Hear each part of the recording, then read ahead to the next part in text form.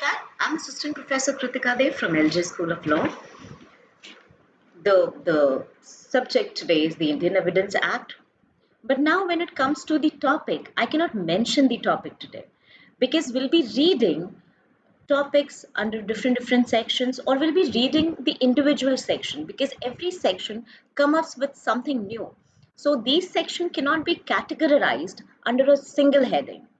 Right, so we'll see each and every section and we'll see what do we understand by each and every section. Section 147 of the Indian Evidence Act. Now section 147 says when witness to be compelled to answer. Right, so under this section a witness can be compelled to answer, but what will happen in that situation if any such question relating to a matter relevant to the suit or proceeding, the provisions of section 132 shall apply there. Now, if a witness is compelled to answer, then the provision of section 132 will apply. Now, what is there under section 132? That we will see here. Kindly pay attention. Section 132 says that a witness will not be relieved from answering a question just if there is a question, or if there is actually upon the very ground that it will criminate him, which means that if at all the answer, if at all be given to that question, it will lead to a criminal proceeding against the very witness. So by stating this very thing, he will not be excused from answering any of the question. But of course, as it has been stated under this section, the whole section will come into play, which means that even if he admits something, let's take an example here. First, say if to a public servant it has been asked, the question which has been asked to the public servant is that whether it is not true that you are in the habitual practice of accepting bribe. So now, if to this question the public servant says even yes, then there will not be a trial against him or any prosecution against him. He will be protected from the trial, right? Because he was compelled to answer for that very, or he was compelled to give answer to that very question. So this is the whole scenario of section 147. Now section 148 of Indian Evidence Act talks about two kinds of questions. Now the court is to decide when questions shall be asked and when witness compelled to answer. Now there are two kinds of question. One is considered as proper, as you can see, and the other is considered as improper.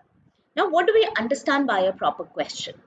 Now when it comes to the proper question under section 148, it should be of such a nature that the answer to it will seriously will affect the opinion of the court.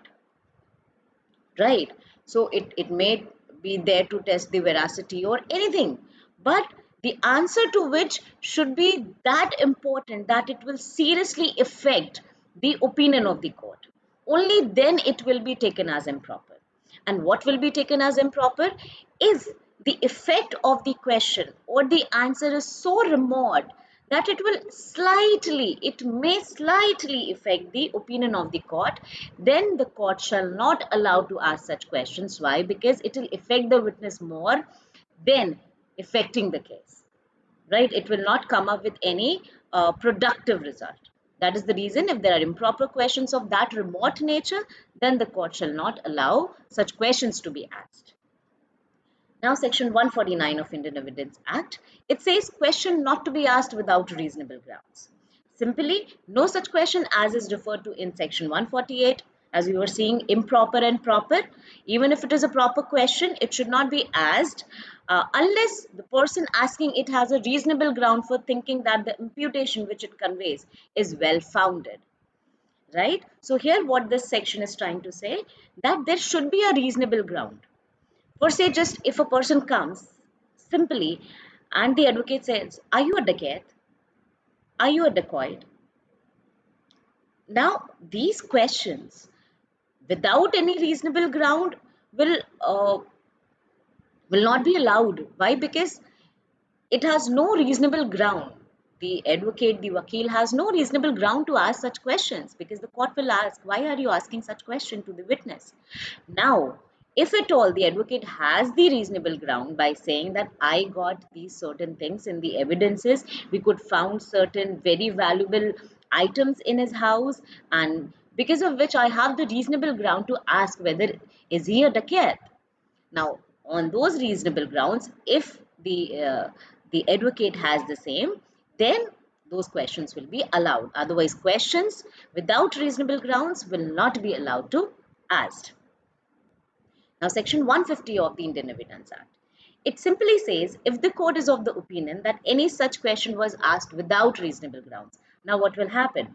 If at all the vakil, pleader, barrister could not answer that the question being put to the witness is having a reasonable ground, then what will happen?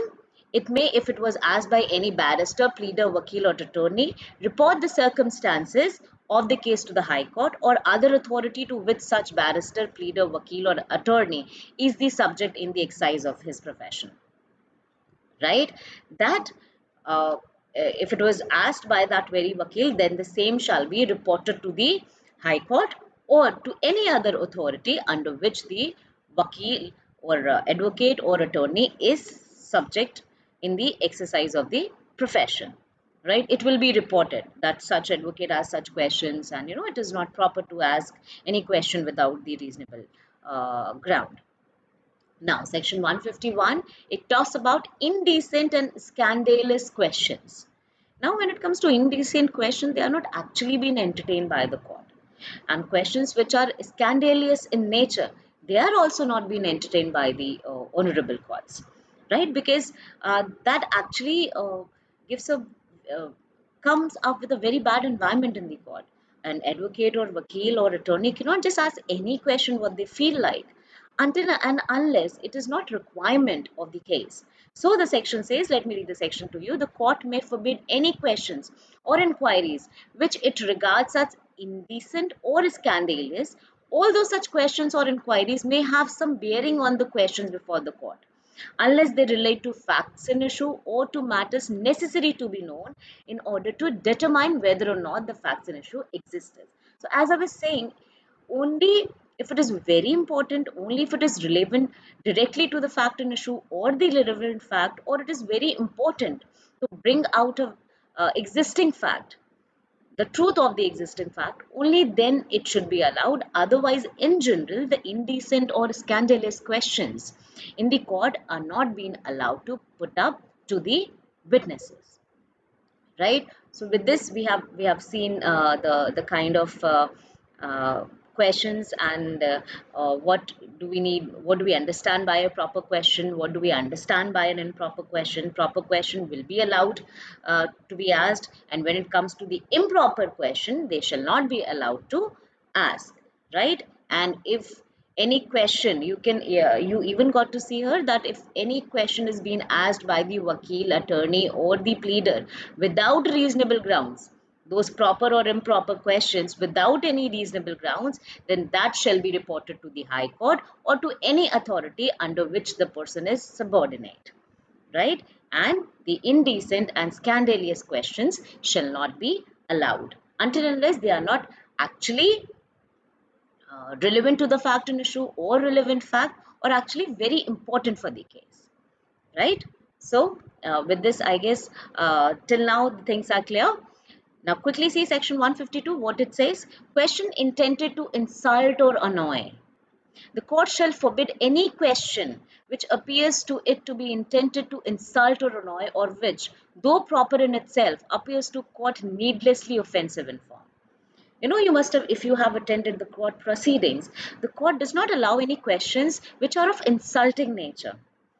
One is not allowed to ask any, of course, it is up to the discretionary of the court by seeing the witness whether it actually results in insulting the witness or not. But yes, as soon as the court realizes that the question is being put with the intention to insult or annoy the witness, then the court will straight away say no to it. And if it appears to the court that it is of very offensive nature and it should not be asked here in the court, then the court shall not allow such questions to be asked, and the court shall directly forbid such questions, right? So with this, I guess everything related to it is clear. We have seen section 147, 48, 49, 50, 51, and 52. So with this, I would like to take your leave. I hope everything is clear, and thank you so much for listening.